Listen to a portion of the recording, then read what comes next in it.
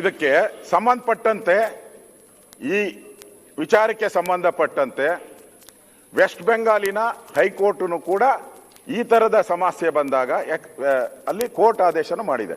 ನಾನು supreme court ಆದೇಶನ ನಾನು ಓದಿದ್ದೀನಿ. ಸುಪ್ರೀಂ ಕೋರ್ಟ್ ಆದೇಶನು ಸುಪ್ರೀಂ ಕೋರ್ಟ್ ಅಲ್ಲಿ ಹಿಂದೆ ಏನಿತ್ತು, ಜವಾಹರ್ಲಾಲ್ ನೆಹರು ಪ್ರಧಾನಮಂತ್ರಿ ಇದ್ದಾಗ ಬಹಳಷ್ಟು ರಾಜರುಗಳು, ಅವತ್ತು ಯಾರ್ಯಾರು ರಾಜರುಗಳು ಸರ್ಕಾರ ಅವರವ್ರ ರಾಜ್ಯಗಳನ್ನ ಕೊಟ್ಟರು ಅವ್ರನ್ನೆಲ್ಲ ಗವರ್ನರ್ ಮಾಡಿದ್ರು. ನಮ್ಮಲ್ಲೂ ಹಾಗೆ ಮಾಡಿತ್ತು.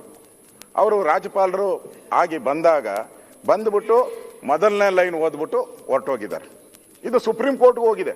ಸುಪ್ರೀಂ ಕೋರ್ಟ್ ಕ್ಲಿಯರ್ ಆಗಿ ಹೇಳಿದ್ದಾರೆ, ನಾವು ಈ ವಿಚಾರವಾಗಿ ನಾವು ಅವರಿಗೆ ಯಾವುದೇ ಆದೇಶಗಳನ್ನ ಕೊಡಲ್ಲ ಅಂತ ಹೇಳಿದ್ದಾರೆ, ಸ್ಪಷ್ಟವಾಗಿ ಹೇಳಿದ್ದಾರೆ. ಅದರ ದಾಖಲೆಗಳೆಲ್ಲ ಇದೆ. ನಾವು ಇವರೆಲ್ಲ ಹೇಳಿದ್ದಾರೆ ಸಂವಿಧಾನದ ವಿರೋಧಿ ಅದೇನೇನೋ ಪದ ಹೇಳಿದ್ದಾರೆ.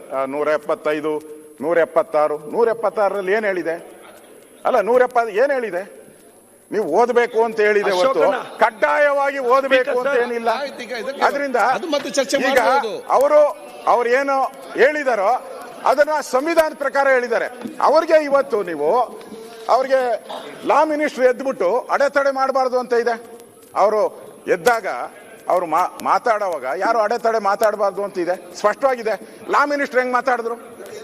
ಲಾ ಮಿನಿಸ್ಟರ್ ಎದ್ದು ಅದಕ್ಕೆ ಅಡೆತಡೆ ಮಾಡಿದ್ರಲ್ಲ, ಈಗ ಅವ್ರ ಮೇಲೆ ಕ್ರಮ ಆಗ್ಬೇಕು. ಲಾ ಮಿನಿಸ್ಟರ್ ಮೇಲೆ ಕ್ರಮ ಆಗ್ಬೇಕು. ಅವ್ರ ಮೇಲೆ ವಿಡಿಯೋ ಇದೆ, ನಾನು ಕಳಿಸ್ತೀನಿ ನಿಮ್ಮ ಹತ್ರ. ಎಲ್ಲ ಆಲ್ರೆಡಿ ದೇಶ ಪೂರ್ತಿ ವಿಡಿಯೋ ಓಡಾಡ್ತಾ ಇದೆ.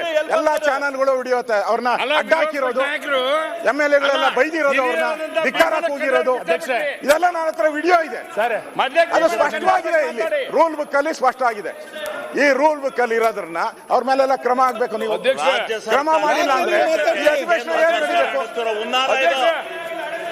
ಅವರೇನೋ ತಪ್ಪು ಮಾಡಿದಾರ ಇಲ್ಲ, ಮತ್ತೆ ಯಾಕೆ ಅವ್ರಿಗೆ ನೀವು ಅಗೌರವ ಮಾಡ್ತೀರಾ? ರೂಲ್ ಬುಕ್ ಅಲ್ಲಿ ಸ್ಪಷ್ಟವಾಗಿದೆ.